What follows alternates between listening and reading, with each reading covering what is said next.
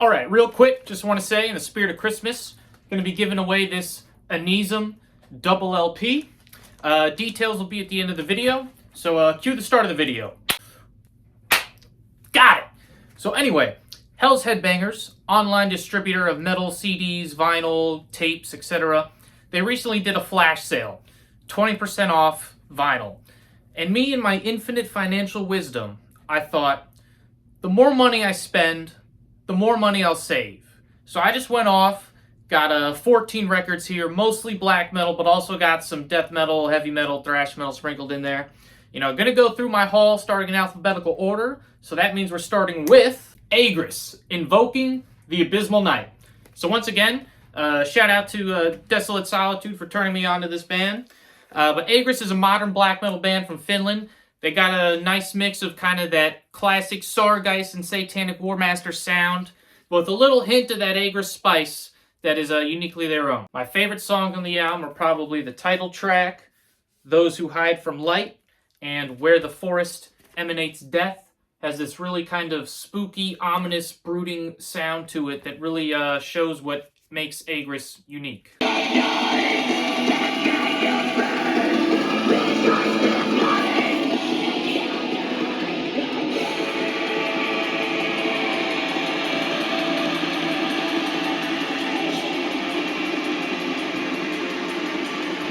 Up next, Baptism, As the Darkness Enters. Once again, Finnish black metal, and if you saw my top 15 black metal ranking, then you know that I hold this album in high regard. Got that kind of classic Finnish black metal sound to it, but infused with a little bit more kind of ethereal, somewhat progressive elements. Overall, songs are pretty catchy. I would say my favorites are probably Bringer of Misery, Chalice of Death, and The Prayer. The middle of those songs features Hoth Torog from Behexen, and the latter of which features Spellgoth from Horna, doing like a clean kind of chanting thing.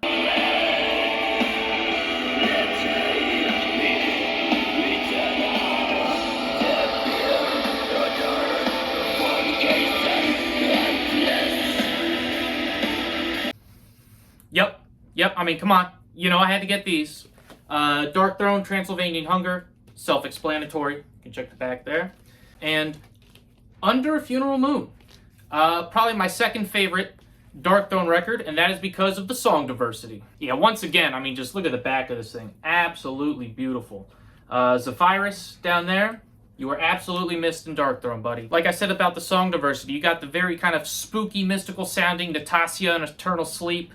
You have the doomy riffs of Summer of the Diabolical Holocaust and Dance of the Eternal Shadows, the furious and raw, unholy black metal, and the Bathory-inspired To Walk the Infernal Fields. I mean, come on.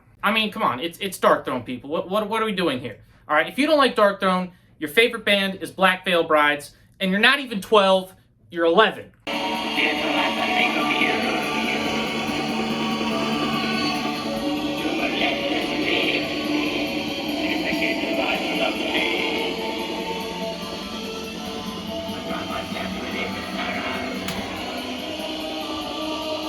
Destruction, Release from Agony, number 10 on my top 10 thrash metal albums list. I mean, come on, this is the crown jewel of these titans of Teutonic thrash. What am I supposed to do, not buy it? And like I said in that video, this album just has a great mix of kind of the raw energy and intensity of their earlier work, but they're able to kind of harness it into these really satisfying, really complex songs that they're great. You know, my favorite tracks from the album are Unconscious Ruins and Release from Agony. And this album also came with pretty cool posters and stuff like that, and also has a nice like green and maroon kind of splatter to it.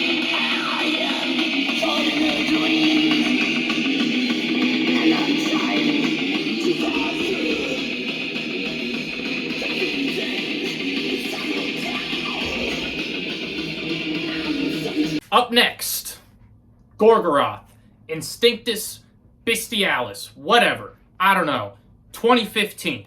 Now this is a somewhat maligned album, at least according to Metal Archives. You know, the most common criticisms I hear is that people don't like the vocals, and they say that like the riffs sound very tired and all that.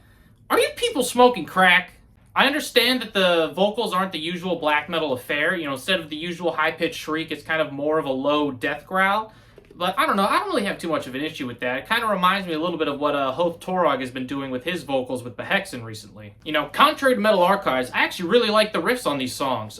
Radix Malorum, Ad Omnipotens Eternae Diabolos, and on side B, you got the song Rage. You know, I like these songs. You know, I'm not saying this is the greatest thing ever made. Can't always rely on Metal Archives, and at the end of the day, beauty is in the eye of the beholder. With the exception of Deaf Heaven. If you like Deaf Heaven, fuck you and your 12.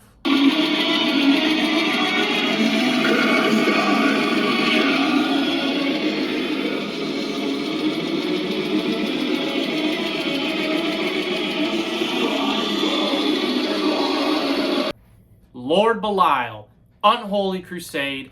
You can see that I've got Enter the Moonlight Gate right above it. And this is the album that immediately followed it in 1999. And this proved that Lord Belial were no flukes. But yeah, for me, Lord Belial are on the inner circle of Swedish black metal legends like Dissection and Bathory. You know, this album is a second helping of melodic black metal that also has these super punishing Slayer-esque riffs. My favorite tracks on the album are War of Hate, Death is the Gate, and Bleed on the Cross.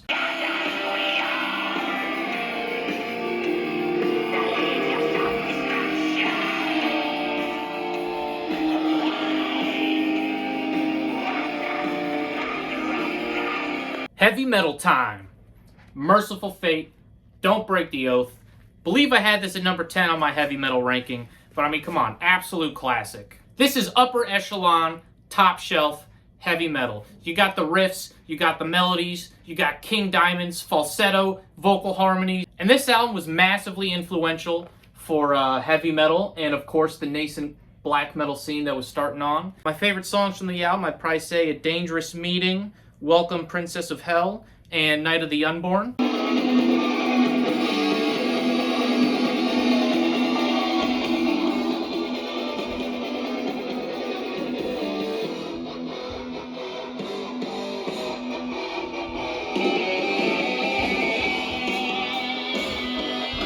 Got another pairing here, both from Migwa, GROZA, and Exercises in Futility. You know, I imagine most of you are familiar, but for those uninitiated, you know, Migwa, I would say, is actually kind of a pretty good beginner black metal band. I think their sound is fairly accessible. You know, the production isn't too rough, but it's also not overproduced either. You know, especially this album, Exercise in Futility. I mean, I think this is a modern-day classic, and it just has a great overall sound to it, you know? And one thing that I like about Migwa, and especially GROZA, is that everything that they do is pretty simple. I mean, you can even see in the album arts in the back of the covers are very, very simple.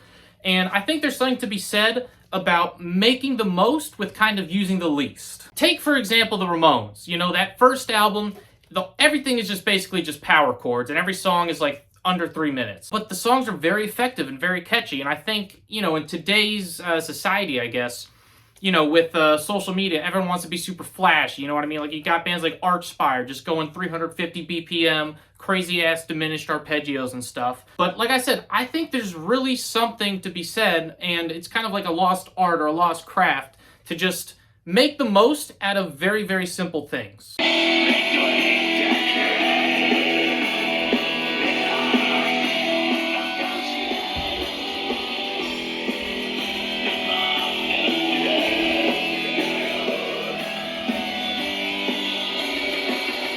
Morbid Angel, Blessed Are the Sick. My favorite album from the David Vincent era of the band. I know Altars of Madness kicks ass, but you know, since every song on that album is a scorcher, when you listen to everything back to back, it kind of starts to bleed together a little bit. You know, but on this album, Morbid Angel started to kind of explore their doomier side. And not to mention also, this is actually the first album where David Vincent actually does the growling style I think he's really become renowned for. Obviously, it was a bit higher pitched on Altars of Madness, got a lot deeper on this one. And you know, don't get me wrong, I'm not saying this is a Death Doom album or anything like that. I just think kind of adding the variance and the tempos, it just, you know, for me, it's kind of more of a dynamic listening experience. You know what I mean? It's kind of like a push and pull. For me, my favorite songs, I would say, are Fall from Grace, Brainstorm, Unholy Blasphemies, and of course the doomy title track, Blessed Are the Sick. This album is printed on translucent vinyl, and look at this gatefold. How awesome is that? Look at Commando Pete Sandoval. What a fucking boss. Got the chains, got the all black, looking tough as fucking hell. I am Lord, I take command.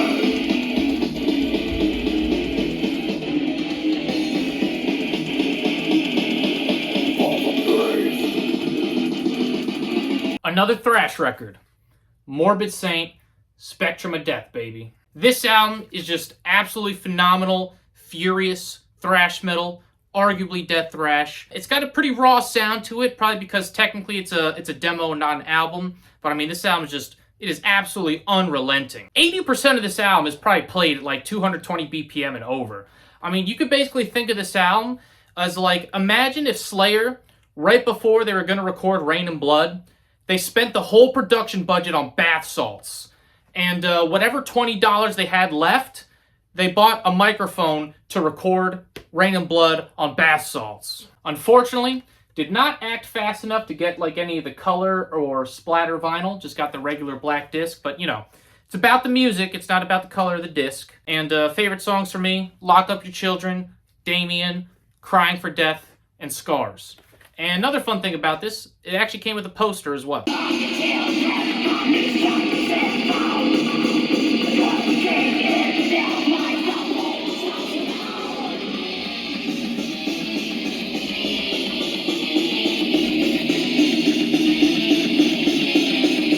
Another death metal, Pestilence, Consuming Impulse, aka CONSVMING IMPVLSE. There's a reason that when I feature this in my death metal album ranking, I did not make that joke. But like I said in that video, this is the album where Pestilence kind of crossed over from thrash metal into death metal. And the story of this album, even though the production is kind of rough, is just riffs, riffs, riffs, baby. If you bring the riffs, I'll bring my ears and my wallet. Favorite tracks from the album, Dehydrated, Chronic Infection, and Deify Thy Master.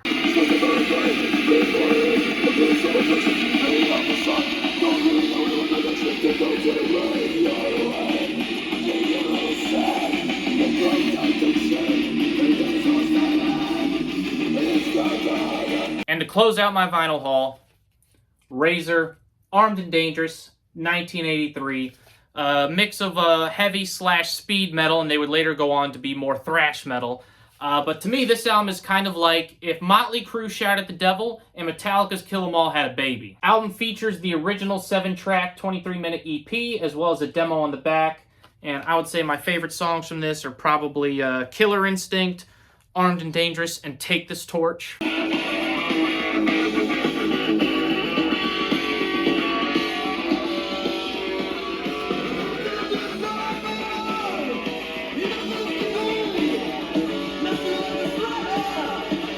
Alright, so the record that I'm going to give away, Anism, Seasons of Desolation, double LP, and this is atmospheric black metal.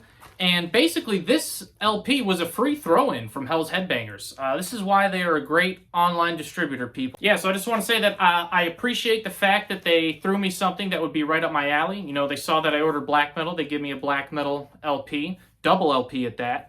You know, they could have just sent me whatever shit wasn't selling. You know, could have been some porno grind crap like Repugnant Vagina or something up like that. And, you know, I don't want to sound ungrateful.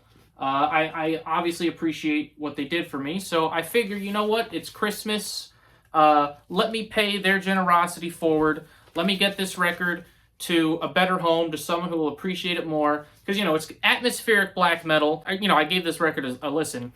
It's not terrible. It's just, you know, Atmo Black is just not really my thing. So basically the way to get this, you know, just leave a comment. And basically my plan is if I get like 10 comments, I'll use a random number generator. And if I get like the number 8, then I'll just pick the 8th comment. Best practice would probably be like, hey, I want the Anism album or whatever. It would be kind of awkward if like the commenter I give it to was some guy that's like, this video sucks, you fucking suck. And I'm like, oh, you get the LP. So yeah, maybe best practice to say the Anism, but yeah, that's what I got for you, my vinyl haul.